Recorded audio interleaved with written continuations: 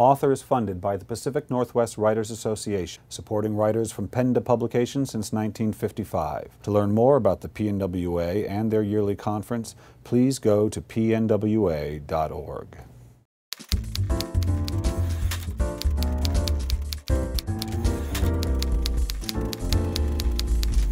Hi, this is Bill Kenower of Author Magazine, and we're here at Elliott Bay Book Company in Seattle, Washington with Chelsea Cain, author of Kill You Twice. Chelsea, welcome to Author. Thank you. Nice to be here. Chelsea, Kill You Twice is your fifth book in this series. Yeah. And I have interviewed many suspense writers, and particularly scary suspense writers, and like all of them, you're such a nice person. So people always say that to me, and they always seem so disappointed. Like, oh, you seem so nice. You like they so want not me to be creepy. eviler. Yeah, I'm sorry. No, that's okay. So what is this marriage of your very sunny disposition with these rather dark tales that you like to tell? I don't know. Like, I think maybe I am happy because I can get all that out on the page. You know, if I'm in terrible traffic and I am really angry at the guy in front of me, I can say to myself, I'm going to go home and to kill someone. And I get to do that. And so I can let that go. I can let that rage go and go home and just kill someone fantastically and think of that guy.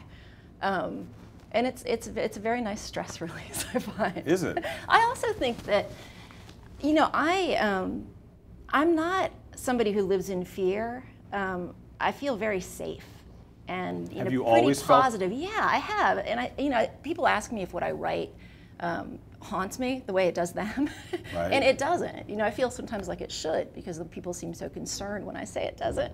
But you know, it's all fun. It's all good fun, and I'm able to put it out of my mind. You know, I have friends who get nervous, you know, in their house at night if they're the only one there, that kind of thing. And I just don't, I can't even kind of come close to that. So I think because I move through the world feeling very safe, maybe even recklessly so, it allows me to kind of enter into a dark place and you know, live there for a little bit and then come out.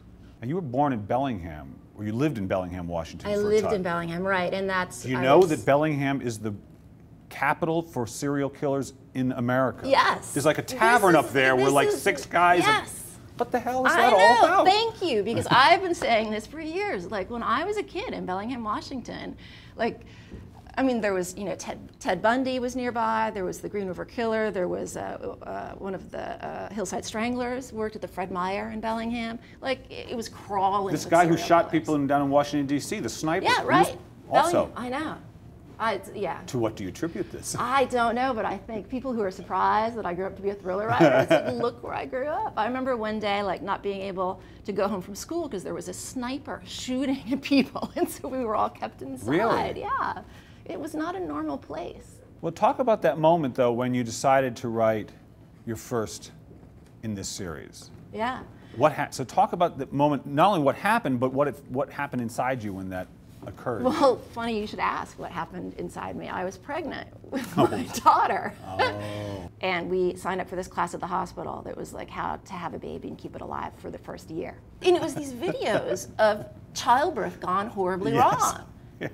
Like one after the other, these just slimy, screaming, bloody babies coming out. And it was very, very traumatic. But after that, I don't know if it was the videos or the hormones or both, but I developed this bloodlust for gore. Really? Like I've always loved... Were you seeing those? Were you like fixating on the images from the... No. It just came... That's it's just separate. stories. I wanted stories. All right. But I really developed this appetite for gory thrillers. And I started watching Wire and the Blood, which was on BBC America. This is a sort of dark British crime show. Really gory. And I loved it. And it's British, so it's like 6 episodes. Right. And then they're like, sorry, we're done. And I wanted more. And so I went out and bought the books. It said in the credits they were based on a series by Val McDermott, who's a Scottish thriller writer. And I went and I bought, there were 3 books at the time, and I bought all 3, took them home and read them all in a couple of days, and there wasn't a 4th. And I somehow convinced myself that it would, the proper response to that situation was to write my own thriller. because I didn't want to leave that world. And right as all of that was happening, I saw this episode of Larry King, and there was the Green River Killer, Gary Ridgway. You know, Ridgway cut the deal that I have Gretchen Lowell cut in Heartsick, which is to avoid the death penalty. He agreed to tell them where more bodies were. And they had some video footage of this on Larry King, of one of the cops and Ridgway sitting across a table. And they were chatting and laughing, like buddies, like old friends. But underneath were just all these layers of manipulation and so much at stake.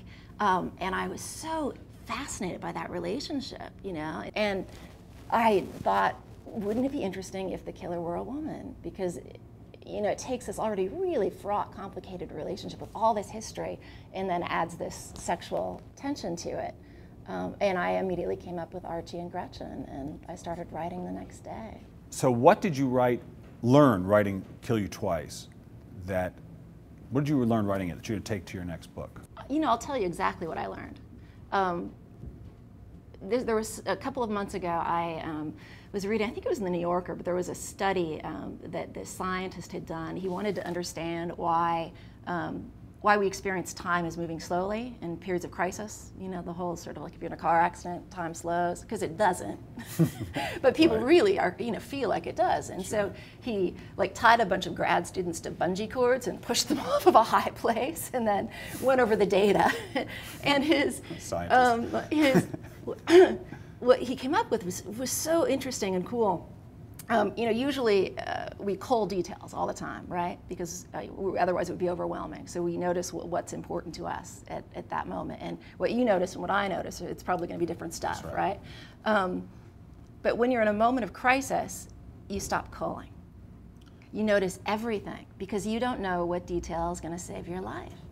Interesting. And so that's why it slows down. That's why it slows down. And you know, in writing, if I have a character who's in crisis, right, who's being chased by a serial killer, right, there can be a sort of, you know, so I can sometimes get concerned about like slowing the action down too much because it's like, well, would Archie really be noticing all this stuff with a killer running up behind him? You know, there's this desire as a writer, it's got to be quick, it's action because it's happening fast. But in truth, the more I slow down, the more I unpack, you know, the feel of the air and the night sky and the pine needles under his feet and, you know, the sounds, all of that, the more I slow it down, the more tense that scene becomes. So I'd like you to finish this sentence for me. Okay. If writing has taught me anything, it has taught me what?